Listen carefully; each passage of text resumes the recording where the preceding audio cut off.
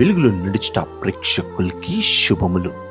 లోకపు మాట, నీ లక్ష్యం నెరవేరే వరకు దాని గురించి ఎవరికి తెలియకుండా జాగ్రత్త పడు.